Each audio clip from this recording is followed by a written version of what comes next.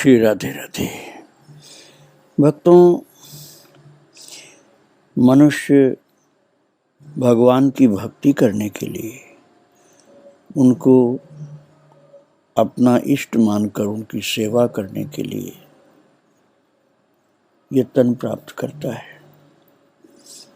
इसलिए मानस में वर्णन है, कबहु को करी करुणा नर देही, देत ईस बिनु हेतु सनेही। अर्थात अकारण करुणा करने वाले प्रभु विशेष स्नेह से, विशेष कृपा से, विशेष ही जीव को अपना मान करके यह मनुष्य का शरीर देते हैं और इसलिए उसको मन से, तन से और जो कुछ प्राप्त हुआ है प्रारब्ध से, भगवत कृपा से, उस सब से भगवान में अपने को जोड़ कर रखना चाहिए। मन के अलावा और सारी चीजें तो संसार से भी जुड़ी रहती हैं, लेकिन मन को भी भगवान में ही जोड़ना चाहिए, संसार में नहीं। इसलिए मानसिक सेवा का महत्व होता है, जो ध्यान के माध्यम से ही मुख्य रूप से होता है। और भगवान शिव ध्यान के रस में बहुत आनंदित होते हैं। इसीलिए बालकांड में वर्णन है कि राम जी का चरित्र उनको सुनाना था, क्योंकि पार्वती माता ने पूछा था, सती रूप में थी तब वो पूर्ण रूप से अधिकार उनको नहीं मिल पाया था श्रद्धा की कमी के कारण, और जब पार्वती रूप में जन्म ली हैं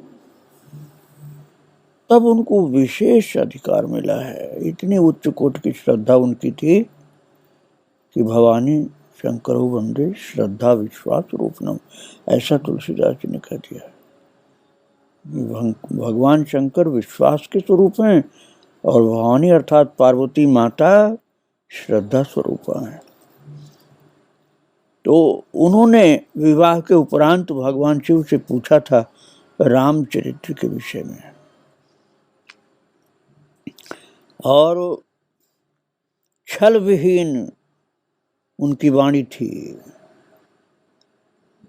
इसलिए कहा गया, प्रश्न उमा के सहज सुहाए, छल विहीन सुन शिव मन भाई।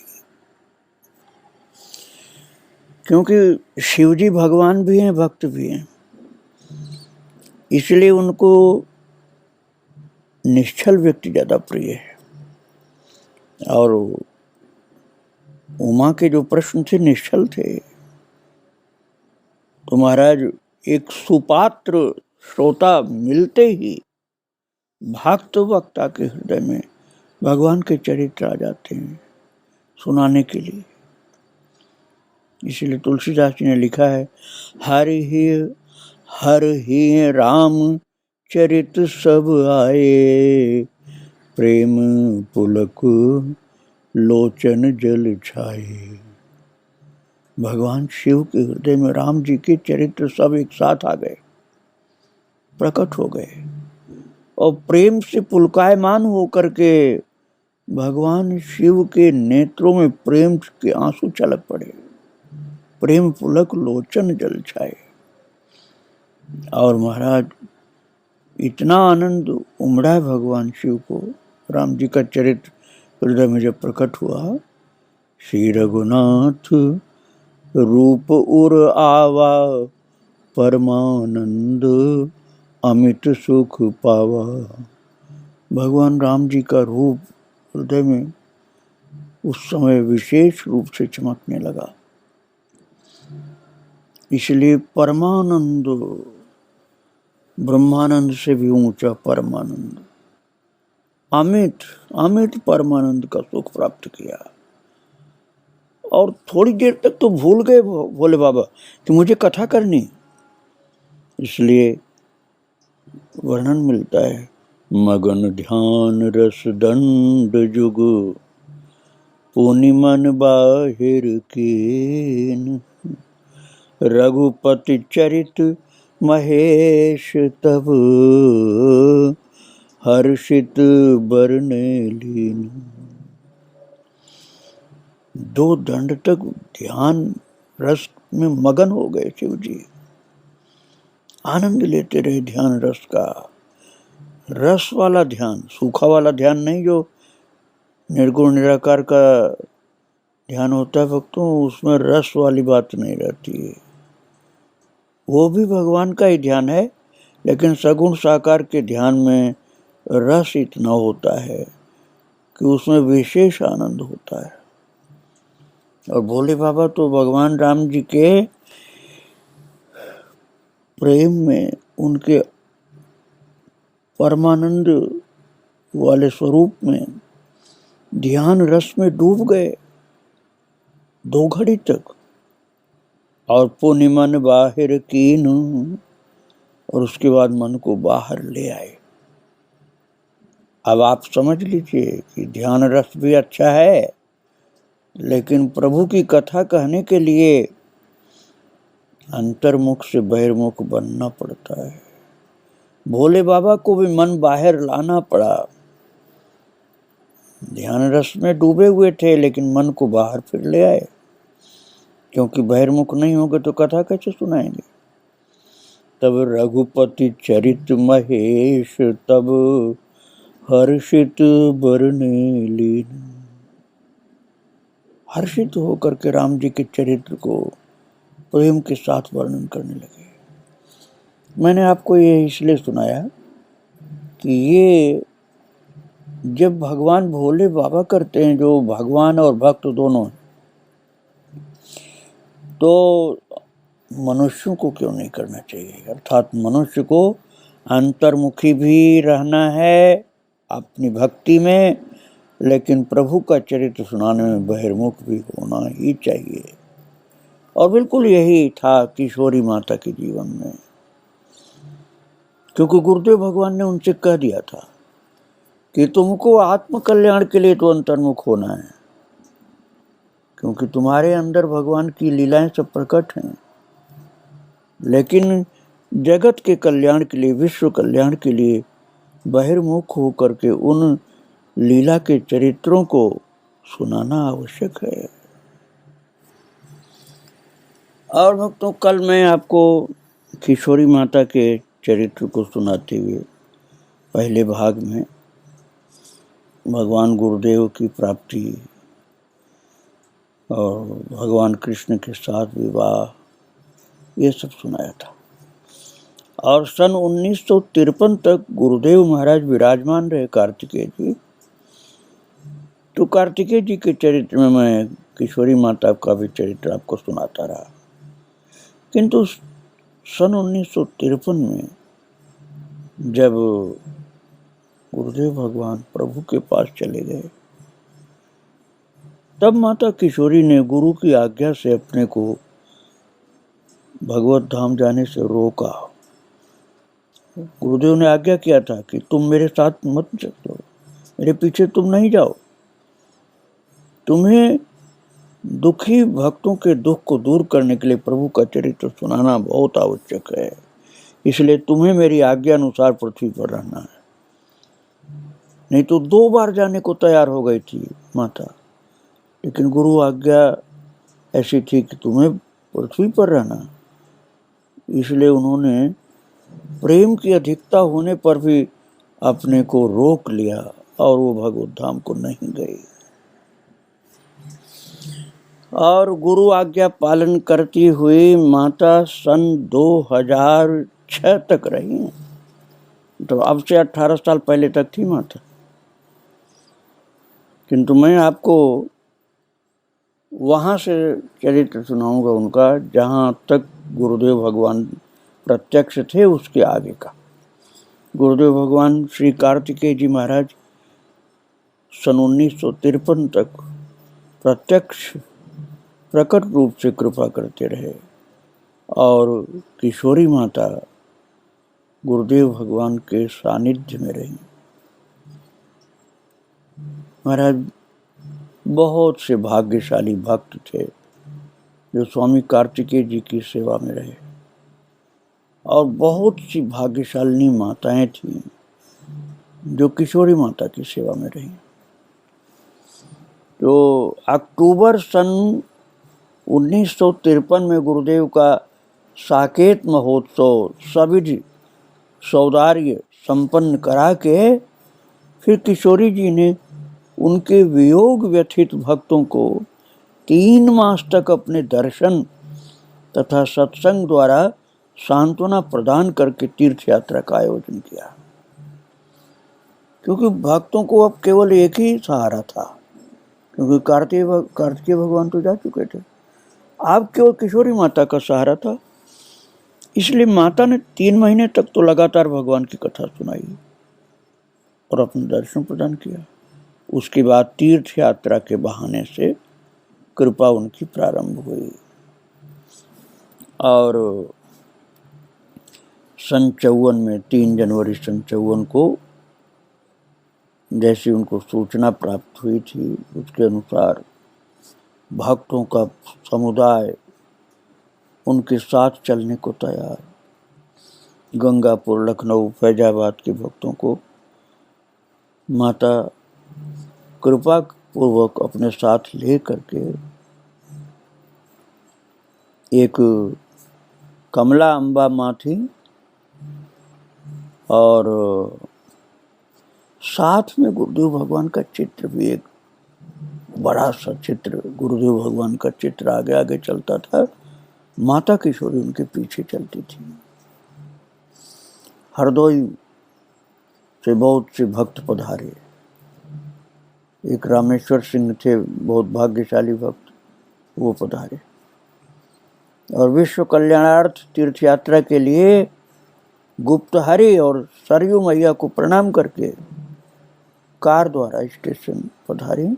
कुछ देर तक भगवान जी के चित्र को सर्वोच्च आसन पर आसीन करके सभी भक्त कीर्तन तथा जयकार और प्रभु का नाम बोलते रहे। और महाराज बहुत उत्सव का जैसे स्वरूप बन गया था, तो सब आनंद विभोर थे। यहाँ तक कि रेलवे स्टेशन के जो रेलवे के कर्मचारी लोग थे वो भी सब भाव विभोर थे। और अयोध्या जी से यात्रा शुरू हुई, किंतु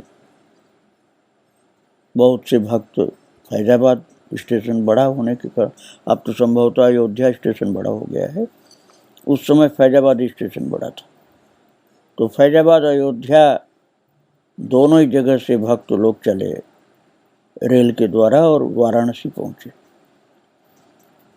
और पहले से ही किशोरी माता के जाने की बात चारों तरफ फैल गई भक्तों के द्वारा। और ऑनरेरी मजिस्ट्रेट एक थे बनारस में, महावीर प्रसाद अग्रवाल, वो अपने परिवार सहित वाराणसी स्टेशन पर स्वागत करने के लिए तैयार, और फिर वहाँ से कार द्वारा सुविधापूर्वक जगह जगह वाराणसी माता को, साथ में भक्तों की भीड़, और कीर्तन होता रहता था लगातार। और किशोरी जी गुरुदेव भगवान के आकर्षक चित्र को सामने करके तभी चलती थी।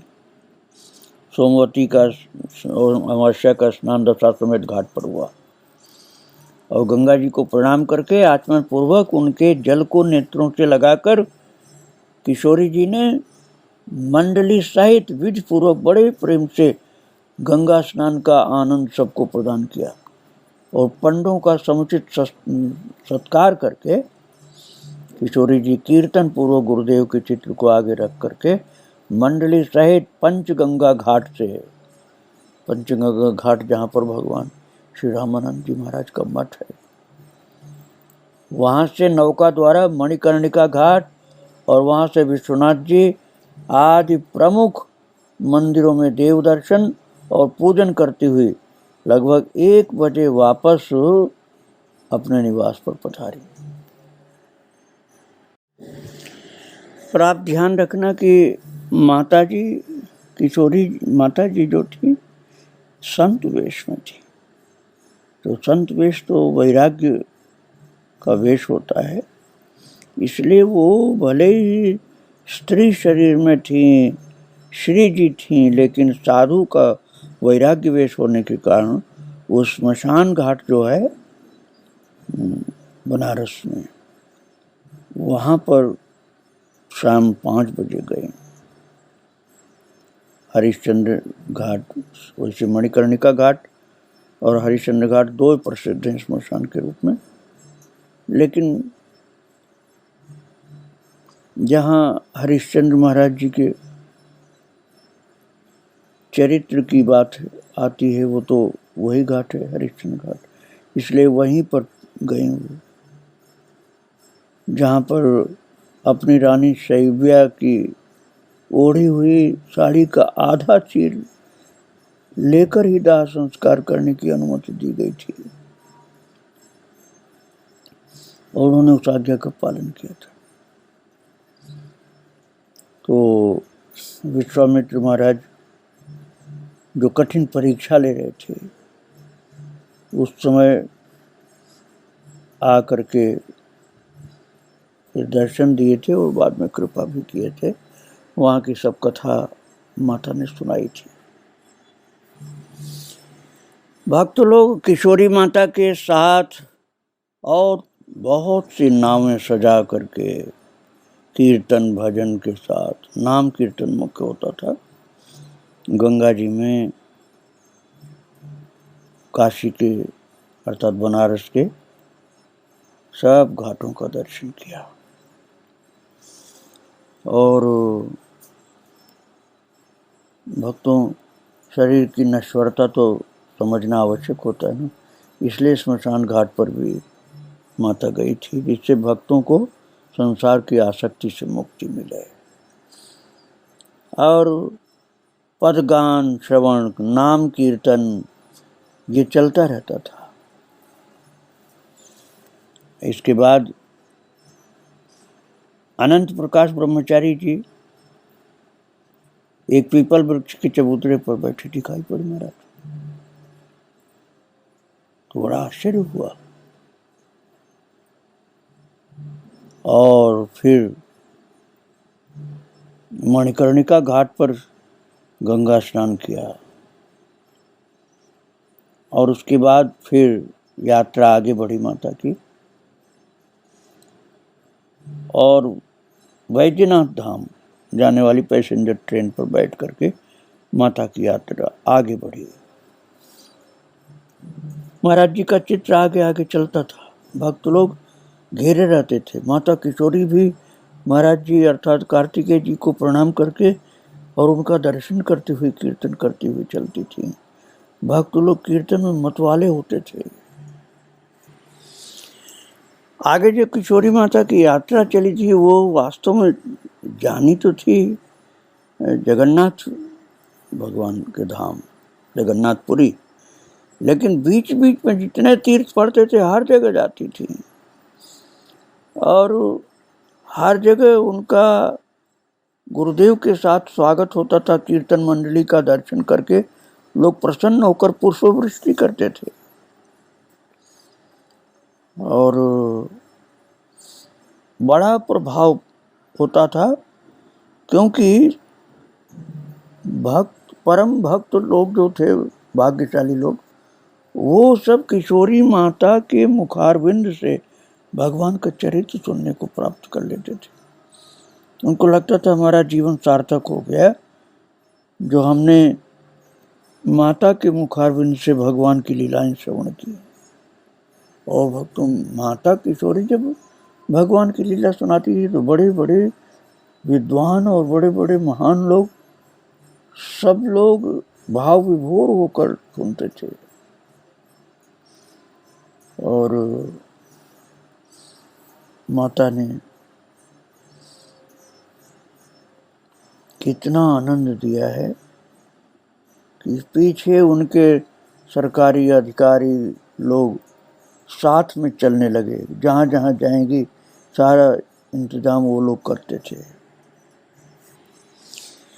और जहाँ भी संकट कोई आता था, जैसे जहाज वाला संकट एक आया था, जहाज टेढ़ा होकर के खतरे की स्थिति में आ गया था, तो चालक घबरा गया था। उसने घोषणा कर दिया कि आपत्तिकाल है, हम कुछ नहीं कर सकते। तो ऐसी स्थिति में माता ने आदेश किया, सब लोग भगवान के नाम का दिल खोल करके कीर्तन करें, प्रभु ही हमारे रक्षक हैं। और उस कीर्तन के बाद वो संकट टल गया और गंगा सागर पहुंचे। वहाँ जो खुला हुआ भूभाग था गंगा सागर में, वहाँ भी खूब कीर्तन और कथा हुई। झोपड़ियाँ वहाँ पर विराजमान की गई थी। झोपड़ियों में यात्री लोग विश्राम किए। और जब सिद्ध माता किशोरी जी साथ में चल रही हैं तो क्या आनंद आता होगा, उसकी तो कल्पना केवल कर सकते हैं हम लोग। और भक्तों, कपिल भगवान का दर्शन करके गंगा सागर में सभी ने प्रसाद सेवन और विश्व कल्याणार्थ दैनिक प्रार्थना, सत्संग और नाम कीर्तन करके फिर दान पुण्य किया, जो कि वहाँ बहुत आवश्यक होता है गंगा सागर में। और उसके बाद फिर किशोरी जी की महिमा संत लोगों ने, जिनको पता था, उन्होंने बताया। माता संकेत करती थी कि मेरी महिमा क्यों बोलते हो तुम लोग, भगवान की महिमा का, गुरुदेव की महिमा का गान करो, मैं तो उनकी सेविका हूँ। लेकिन फिर भी संत लोगों के अंदर इतना भाव होता था कि माता की महिमा भी कुछ न कुछ बोल ही देते थे वो लोग। सब भक्तों को साथ लेकर के माता नवद्वीप भी गए। वहाँ चैतन्य महाप्रभु की याद करके खूब वहाँ कीर्तन भजन का रंग जमा। और कथाएं भी माता किशोरी के मुखारबिंद से भक्तों को सुनने को मिली। फिर माता एक ऐसे गांव में पहुंची भक्तों, जहां से 360 मिट्टी की हंडिया तैयार करके जगन्नाथ मंदिर, भगवान का जो जगन्नाथ भगवान नीलाचल में, वहाँ प्रतिदिन जाती भक्तों की बनाई हुई। और वो मिट्टी की हंडिया, उसी में वहाँ भोजन बनता है। तो उस गांव में भी जाकर वहाँ की मिट्टी के रज को प्रणाम किया। और उसके बाद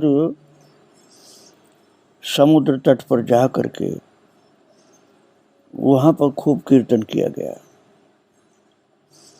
किशोरी जी के करावलंबन देकर के माताओं ने स्नान किया और किशोरी माता को कराया। मल्लाह लोग बहुत निपुण थे और उनको दृश्य बड़ा आश्चर्यजनक लग रहा था कि कितने कितने यहाँ भक्त संत लोग एक साथ पधारे हैं। संत लोग जो महाराज जी के साथ रहते थे ना, कार्तिकेय जी के साथ, वे सब अब किशोरी माता के साथ चल रहे थे। और आप लोगों को मैं सुना चुका हूँ भक्त श्री हरिदास जी का चरित्र, जो जगन्नाथपुरी में रहते थे, चैतन्य महाप्रभु के साथ रहते थे। उनकी जो भजन स्थली है, वहाँ पर भी किशोरी माता गई और वहाँ पर खूब कीर्तन किया गया। और हरिदास जी के चरित्र को भी माता ने सुनाया। और वहाँ महाराज बहुत प्रेम से संतों ने टिक्कर प्रसाद बना बना करके भगवान को भोग लगा करके माता की सेवा की। फिर इसके बाद स्नान से निवृत्त होकर किशोरी जी गौरांग महाप्रभु के लीला स्थलों का दर्शन किए। और महाराज गौरांग महाप्रभु की जितनी लीला स्थलियाँ, सब का दर्शन करने के बाद श्री जनक नंदिनी जी के चरण कमल महाराज वहाँ पधारे थे, ऐसा वहाँ के लोगों ने बताया। तो उस जगह भी दर्शन करने के लिए माता गई। और तुलसी चौरा, साक्षी गोपाल, बेड़ी हनुमान आदि का दर्शन करती हुई माता साक्षी गोपाल पर जाकर के रुक गई। साक्षी गोपाल का चरित्र मैं आपको भक्त चरितावली में सुना चुका हूँ भक्तों, जो अब मैं यहाँ पर आपको विस्तार से नहीं सुनाऊंगा, केवल याद कराऊंगा कि एक भक्त को साक्षी देने के लिए, क्योंकि वो गरीब भक्त था और वो अपने स्वामी को लेकर के आया था वृंदावन धाम, और स्वामी अर्थात जिसका सेवक था वो ऐसी स्थिति में आ गया कि लगता था प्राण नहीं बचेंगे। तो उस भक्त ने जब सेवा की तो उसने कहा कि मेरी बेटी से शादी तुम्हारी होगी, और घर आने पर उसने मना कर दिया क्योंकि बेटे लोग राजी नहीं हुए। तो उसने कहा कि हम मान ही नहीं सकते कि ऐसा हमने कहा, कोई ऐसा व्यक्ति मिले जो बतावे कि हमने कहा था तो मानेंगे। तो भगवान कितनी कृपा किए थे उसके ऊपर कि गवाही देने के लिए ठाकुर जी वृंदावन धाम से गए थे जगन्नाथपुरी, और वो कथा मैं विस्तार से आपको सुना चुका हूँ। तो वो साक्षी देने के लिए गए, इसके लिए उनका नाम साक्षी गोपाल हुआ, और वो मंदिर वहाँ बना हुआ है। तो वहाँ पर माता पहुँची हैं और वहाँ के चरित्र को सुनाया है, भगवान की लीला को, और वहाँ खूब कीर्तन हुआ, खूब प्रसाद भगवान के भोग के लिए तैयार किया गया। तो जब भगवान ने ही साक्षी दे दी तो साक्षी गोपाल जी ने जा कर के साक्षी दिया कि हाँ, इन्होंने कहा था कि मेरी बेटी की शादी इस गरीब के साथ कर दी जाएगी। तो जब भगवान ने साक्षी दी महाराज, तो फिर तो शादी होनी थी। तो वहाँ दर्शन करने के बाद माता किशोरी भक्तों के साथ गई हैं बेड़ी हनुमान जी, जो जगन्नाथपुरी में ही समुद्र के किनारे है। वहाँ की बात मैं आपको कल सुनाऊंगा। आज माता को प्रणाम करके यहीं विराम दे रहा हूँ। श्री राधे राधे, जय श्री राधे राधे।